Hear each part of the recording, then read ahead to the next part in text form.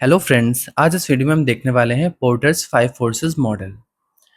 इस मॉडल में पोर्टर ने 5 फोर्सेस की बात करी है जो फोर्सेस किसी भी बिजनेस की परफॉर्मेंस को डायरेक्टली इन्फ्लुएंस करती हैं।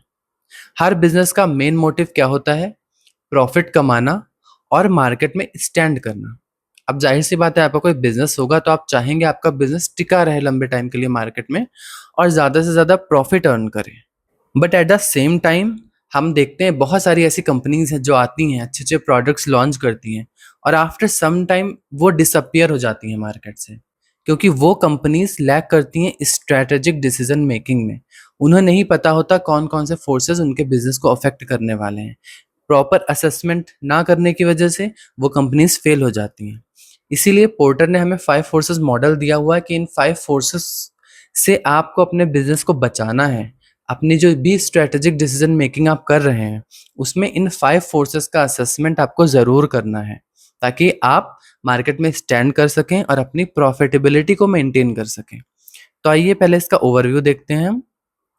यहाँ पे पोर्टर ने 5 फोर्सेस की बात करी है। 5 फोर्सेस कौन कौन सी हैं? Rivalry of competitors.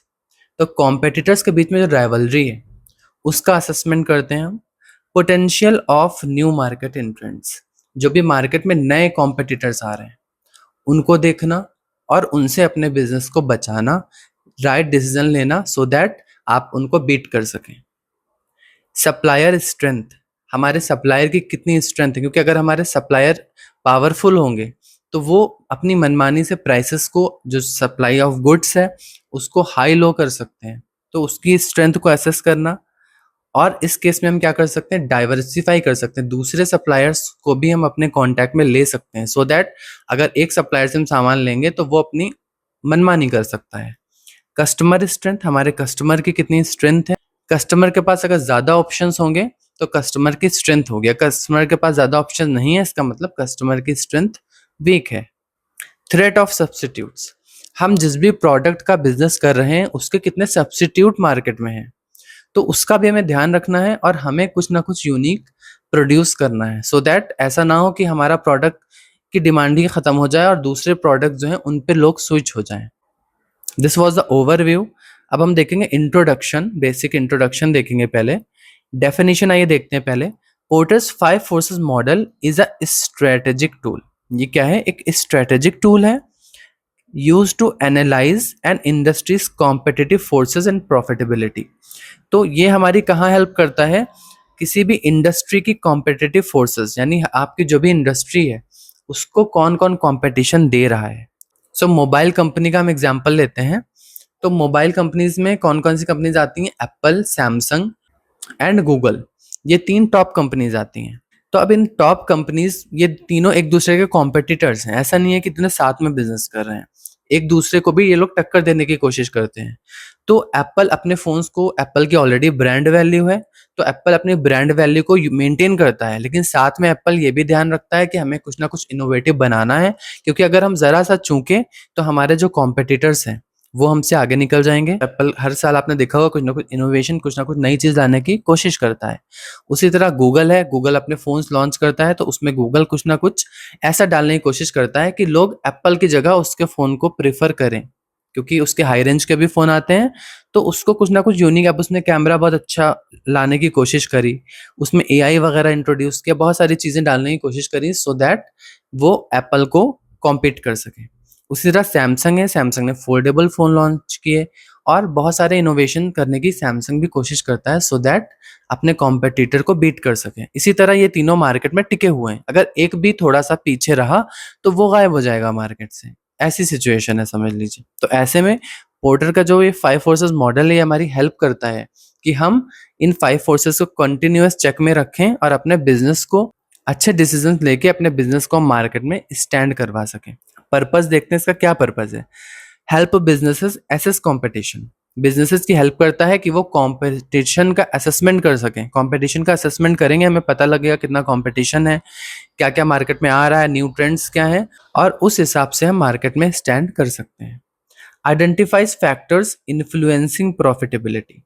ये मॉडल हमारी हेल्प करता है कि हम उन सारे फैक्टर्स को आइडेंटिफाई कर सकें जो हमारी प्रॉफिटेबिलिटी को अफेक्ट कर रहे हैं। Guides strategic decision making. Strategic decision making में ये हमारी बहुत हेल्प करता है, क्योंकि अगर हमें 5 फोर्सेस के बारे में पता लगेगा, हम 5 फोर्सेस का प्रॉपर असेसमेंट हमने किया होगा, तो हम स्ट्रेटेजिक डिसीजन ले पाएंगे मोर इफेक्टिवली। 5 फोर्सेस कौन कौन से हैं? जैसा कि अभी हमने देखा, competitive rivalry, threat of new entrants. Competitive rivalry मतलब जो हमारे कॉम्पिटिशन्स हैं वो हमें कंटिन्यूअसली बीट करने की कोशिश करते हैं। थ्रेट ऑफ न्यू इंट्रेंट्स, जो भी नए इंट्रेंट्स आ रहे हैं मार्केट में। Bargaining power of suppliers, supplier की बार्गेनिंग पावर कितनी अच्छी है, यानी वो हमें कितने हाई प्राइसेस में सामान देने की कोशिश कर रहे हैं, तो कितनी पावर है सप्लायर की, ये भी हमें अफेक्ट करती है हमारे बिजनेस को, क्योंकि रॉ मटेरियल हमें महंगा मिलेगा तो हम चीप क्वालिटी में प्रोडक्ट्स को नहीं बना पाएंगे। तो this is a very biggest drawback of a business. तो ये भी हमें क्या करना है, असेसमेंट करना है इसका। हमें नए नए सप्लायर देखने हैं जहां से हमको लोएस्ट प्राइसेस पे सामान मिल सके। बार्गेनिंग पावर ऑफ बायर्स, हमारे बायर की बार्गेनिंग पावर कितनी अच्छी है। बायर कब बार्गेनिंग कर पाएगा? जब उसके पास मल्टीपल ऑप्शंस होंगे। यानी अगर आप मोबाइल फोन की बात करें तो देखिए आप कितने सारे ऑप्शंस हैं। थ्रेट ऑफ सब्स्टिट्यूट्स, सब्स्टिट्यूट का कितना थ्रेट है हमारे बिजनेस को, ये भी हमें असेसमेंट इसका प्रॉपरली करना होता है। तो अब देखते हैं competitive rivalry. Definition, the intensity of competition among existing players in an industry. तो कंपटीशन अमंग एग्जिस्टिंग प्लेयर्स, जैसे मोबाइल फोन का मैंने एग्जांपल दिया, तो एप्पल, सैमसंग और गूगल को लिया। इन तीनों के बीच में कितना कड़ा कंपटीशन है। यानी फॉर एग्जांपल हमारी एप्पल की कंपनी है, तो हम देखेंगे कि गूगल कितना ज़्यादा इनोवेशन कर पा रहा है, कितना ज़्यादा यूनिकनेस ला पा रहा है। हमको इसका असेसमेंट करना है अपने कॉम्पिटिशन्स का, और उसी हिसाब से हमको भी ऐसा नहीं है कि हम बस ये सोचें कि नहीं हमें कुछ ना कुछ नया बनाना है, हमें उनको टक्कर देनी है, उस हिसाब से हमको आगे बढ़ना है, उस हिसाब से हमको चीज़ों को करना है। Factors influencing rivalry, number of competitors. अब अगर हमारे पास बहुत ज़्यादा कॉम्पिटिटर्स हैं तो उतनी ही ज़्यादा कॉम्पिटिटिव राइवलरी बढ़ेगी, क्योंकि हमको फिर उतना ही ज़्यादा अपने बिजनेस के लिए अच्छे डिसीजन पे फोकस करना होगा, उतना ही ज़्यादा इनोवेशन लाना होगा, उतनी ही ज़्यादा यूनिकनेस लानी होगी अगर हमारे बहुत सारे कॉम्पिटिटर्स हैं। इंडस्ट्री ग्रोथ रेट, इंडस्ट्री का ग्रोथ रेट कितना है? अगर तेज़ी से ग्रोथ हो रही है तो हमको भी उसी पेस में फिर ग्रो करना पड़ेगा। डिफरेंशिएशन एंड स्विचिंग कॉस्ट, कितना ज़्यादा डिफरेंशिएशन है हमारे कॉम्पिटिटर में और हम में। अब एप्पल का अगर एग्जाम्पल है तो एप्पल की ब्रांड वैल्यू बहुत है, तो एक ये डिफरेंशिएशन है। एप्पल सबसे अलग है, डिफरेंशिएट करता है एप्पल को। अभी तक एप्पल की ब्रांड वैल्यू बहुत अच्छी है, अब आगे चल के कोई दूसरा फोन उस वैल्यू को ले ले तो बात अलग है। लेकिन सैमसंग ने भी काफी हद तक एप्पल को टक्कर दी, और अपने अपने जो एप्पल के जो रेंज के फोन आते हैं वो भी सैमसंग ने लॉन्च करना शुरू किए, सो दैट एप्पल को टक्कर दे पाए, और काफी हद तक दी भी टक्कर, लेकिन उस लेवल पे अभी नहीं दी है। गूगल भी ये कर रहा है, हाई रेंज में अपने फोन लॉन्च कर रहा है, तो एप्पल को उससे भी टक्कर मिल रही है। लेकिन स्टिल एप्पल को डिफरेंशिएट करती है उसकी ब्रांड वैल्यू।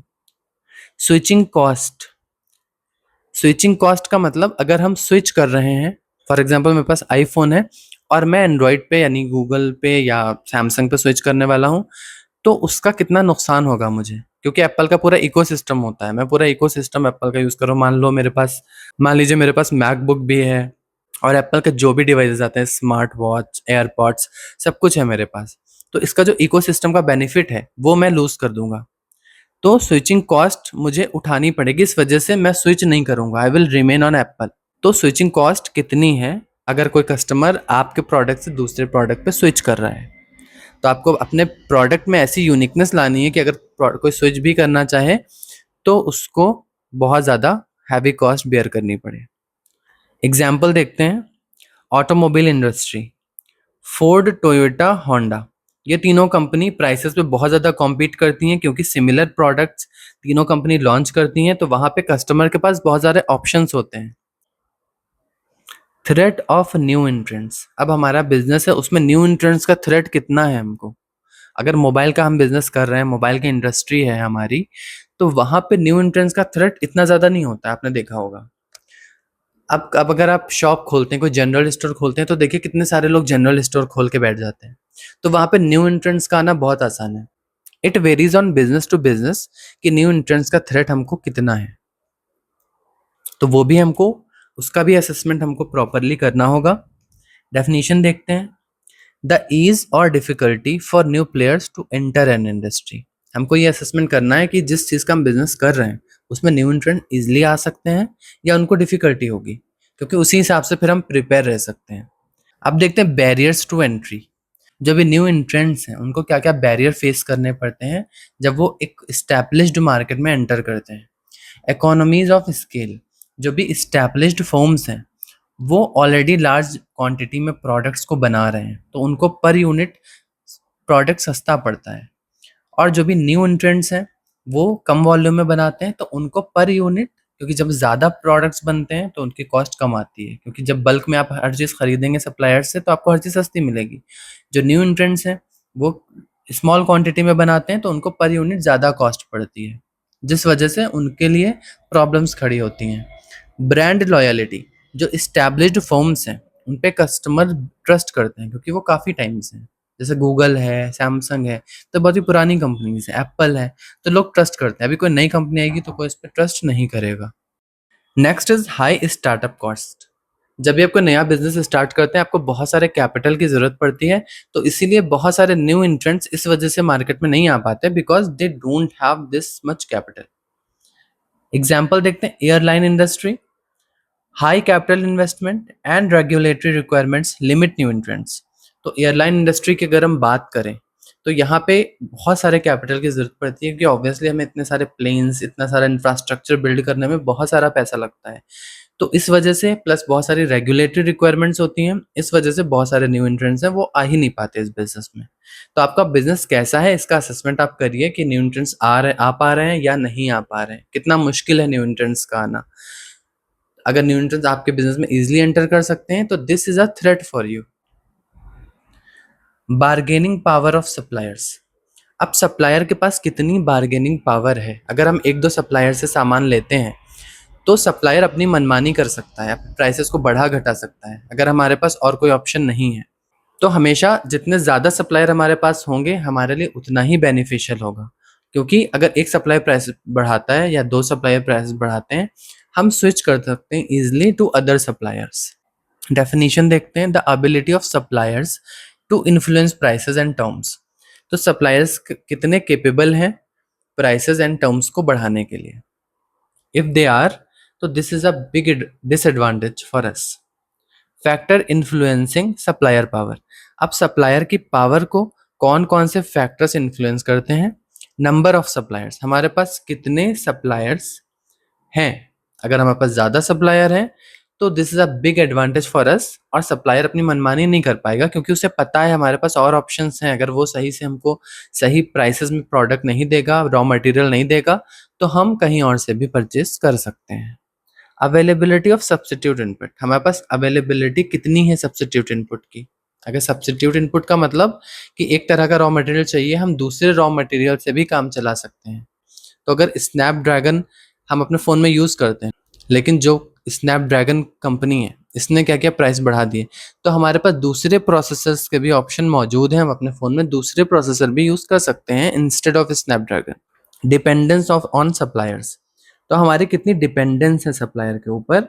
अगर हम डिपेंडेंट होंगे सप्लायर के ऊपर तो ऑब्वियसली उसके पास ये चांस होगा कि वो अपने प्राइसेस को बढ़ा घटा सकता है अपने मनमानी के हिसाब से। एग्जाम्पल देखते हैं, tech industry. Chip manufacturers like Intel और TSMC have strong bargaining power over device makers.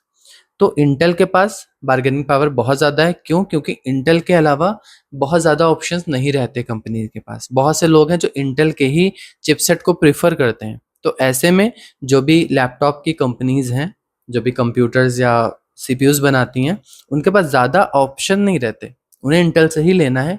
तो इसीलिए Intel has the power to bargain. Next देखते हैं, बार्गेनिंग पावर ऑफ बायर्स। हमारे बायर्स की बार्गेनिंग पावर कितनी है। डेफिनेशन देखते हैं, the influence customers have on pricing and product quality. Factors influencing buyer power. Number of buyers. अगर हमारे पास बहुत सारे बायर्स हैं तो ऑब्वियसली अगर एक बायर कहेगा हमको सस्ते में दो, मैं कहूँगा नहीं, आपको लेना हो तो लो, मेरा सामान तो और लोग लेने के लिए ऑलरेडी तैयार है। तो यहाँ पे बायर के पास बार्गेनिंग पावर नहीं है। Price sensitivity. अगर बायर प्राइस सेंसिटिव है, मतलब कहीं पे भी अगर उसको सस्ता प्रोडक्ट मिल जाता है तो वो उसी को प्रेफर करता है। तो ऐसे केस में उसकी पावर ज़्यादा होगी, क्योंकि अगर वो हमारा प्रोडक्ट थोड़ा सा भी हाई प्राइस पे होगा तो वो हमारे ऑल्टरनेटिव ऑप्शंस को चूज करेगा। अवेलेबिलिटी ऑफ ऑल्टरनेटिव्स, अब ये भी बहुत इंपॉर्टेंट रोल प्ले करता है, क्योंकि अगर फॉर एग्जांपल कोई ऐसा प्रोडक्ट है जिसके बियॉन्ड कोई ऑप्शन ही नहीं है बायर के पास, जैसे मान लीजिए रेलवेज है, तो रेलवेज सिर्फ, अगर रेलवे अपने प्राइसेस बढ़ा देती है, अगर आपको लॉन्ग ट्रैवल्स करने हैं, अगर आप फ्लाइट से जाएंगे तो वो और ज़्यादा महंगे पड़ेंगे आपको। तो आपको रेलवेज के लिए ऐसा नहीं है कि एक इंडियन रेलवे ने बढ़ाया तो आप कोई दूसरी रेलवे से चले जाएं, क्योंकि एक ही रेलवे है, आपके पास और कोई ऑप्शन नहीं है। अगर प्राइसेस बढ़ते हैं तो आपको उसी से जाना पड़ेगा। तो यहाँ पे ये भी बहुत मैटर करता है कि कितने ऑल्टरनेटिव बायर के पास मौजूद हैं। मोबाइल फ़ोन का जैसे हमने एग्जांपल लिया था, तो मोबाइल फ़ोन में एक कंपनी अपने प्राइसेस बहुत ज़्यादा बढ़ा देती है, तो लोग क्या करेंगे, दूसरे कंपनीज पे इजीली स्विच हो जाएंगे, क्योंकि हर क्वालिटी भी मिल रही है और प्राइसेस भी मनमाने हमें मिल रहे हैं। एग्जाम्पल देखते हैं, retail industry, large retailers like Walmart can negotiate lower prices from suppliers, क्योंकि वॉलमार्ट बहुत बड़ा ऑर्गेनाइजेशन है और बहुत लार्ज कंज्यूमर बेस है इनका, तो इसीलिए ये इजीली सप्लायर से नेगोशिएट कर सकते हैं प्राइसेस के लिए, क्योंकि सप्लायर के पास ज़्यादा ऑप्शंस मौजूद नहीं है, और अगर है भी तो वॉलमार्ट जैसे ह्यूज ऑप्शंस नहीं मौजूद हैं। Next is threat of substitutes. Definition देखते हैं, the risk of customers switching two alternative products और सर्विसेज। अगर मार्केट में हमारे प्रोडक्ट का सब्स्टिट्यूट मौजूद है तो कस्टमर कभी भी हमारे प्रोडक्ट के सब्स्टिट्यूट पे स्विच कर सकता है। फॉर एग्जांपल इंडियन रेलवे का हमने एग्जांपल लिया था, तो इंडियन रेलवे अगर अपने प्राइसेस बढ़ाती है तो ऐसे केस में जो भी कस्टमर्स हैं वो इजीली स्विच कर सकते हैं, बसेस का यूज कर सकते हैं, इवन लॉन्ग डिस्टेंसेस के लिए भी they can start using buses instead of Indian railway. तो हमें ये भी देखना है कि हमारे प्रोडक्ट के सब्स्टिट्यूट मौजूद हैं लोगों के पास, प्रोडक्ट एंड सर्विसेज जो हम दे रहे हैं क्या उसके सब्स्टिट्यूट लोगों के पास मौजूद हैं, और अगर अगर सब्स्टिट्यूट हैं तो हमें उस हिसाब से अपनी डिसीजन मेकिंग करनी चाहिए। अगर हम प्राइसेस, मान लीजिए इंडियन रेलवे ने डिसाइड किया कि वो प्राइसेस बहुत ज़्यादा बढ़ा देगी, तो उसको ये भी दिमाग में रखना चाहिए कि क्या कस्टमर्स के पास सब्स्टिट्यूट है। अगर सब्स्टिट्यूट है तो उनकी फिर कंपनी बंद भी हो सकती है, क्योंकि फिर कोई यूज ही नहीं करेगा कि जाओ आप प्राइसेस बढ़ा रहे हो, we can use the alternative, we can use the substitute. Factors influencing substitute, अब कौन कौन से फैक्टर हैं जो सब्स्टिट्यूट को इन्फ्लुएंस करते हैं। अवेलेबिलिटी ऑफ सब्स्टिट्यूट, अवेलेबिलिटी कितनी है सब्स्टिट्यूट की, प्राइस परफॉर्मेंस ट्रेड ऑफ, हमारे प्रोडक्ट का जो भी सब्स्टिट्यूट है क्या price performance substitute trade off वहाँ पे बैलेंस्ड है। फॉर एग्जांपल वो लोअर प्राइस पे तो दे रहे हैं बस उनकी क्वालिटी उतनी अच्छी नहीं है, तो कस्टमर विल नॉट स्विच। अगर उनकी परफॉर्मेंस अच्छी है बट प्राइसेस भी बहुत ज़्यादा है, then also it is very unlikely कि कोई कस्टमर स्विच करे उधर। तो ये भी बहुत ज़्यादा इम्पैक्ट करता है। Customer willingness to switch, third आता है कि कस्टमर कितना विलिंग है हमारे सब्स्टिट्यूट पर स्विच करने का। हो सकता है कोई बंदा बस से जाना नहीं ना ही प्रेफर करता हो, वो ट्रेन से ही जाए, तो कस्टमर की विलिंगनेस भी हो सकती है कि वो स्विच नहीं करना चाह रहा है। एग्जाम्पल देखते हैं, streaming services, Netflix, Disney plus, YouTube offering similar entertainment options. तो यहाँ पे Netflix, Disney plus and YouTube ये सिमिलर एंटरटेनमेंट ऑप्शन प्रोवाइड करते हैं। अब यहाँ पे लोग किस बेसिस पे स्विच करते हैं कि कहाँ पे बेटर हमें क्वालिटी मिल रही है, कहाँ पे हमें कम प्राइसेस मिल रहे हैं, लोग कंपेयर करते हैं और उसी के अकॉर्डिंग लोग स्विच करते हैं। That's all in this video, thanks for watching.